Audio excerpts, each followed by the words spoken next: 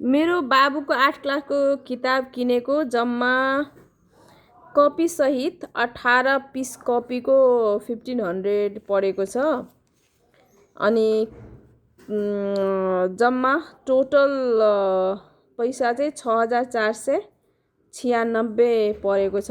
बुक्सको मात्रै भन्दाखेरि 4996, 190 चाहिँ डिस्काउन्ट गरिदिएको रहेछ, ओभरअल डिस्काउन्ट गरेछ। अब यत्रो पैसा तपाईँको बुक्समा गयो, त्यसपछि अब स्कुलको फीहरू त यतिकै छँदैछ हैन।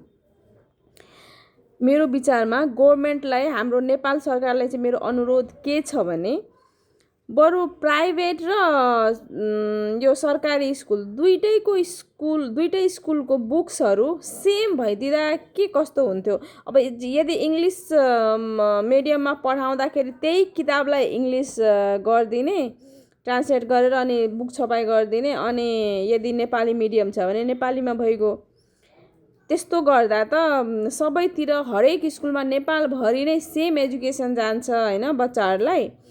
अब स्कुल पछिको पढाउने टेक्निक्समा चाहिँ फरक पर्छ। अब कस्तो स्कुल, कस्तो टिचर्स हिसाबले हैन, स्कुलको म्यानेजमेन्ट हिसाबले टेक्निक्समा चाहिँ फरक पर्छ। तर स्कुलको जुन बुकिस नलेज जुन हुन्छ, एकाडेमिक नलेज त कमसेकम सेम जान्छ नि बच्चाहरूमा।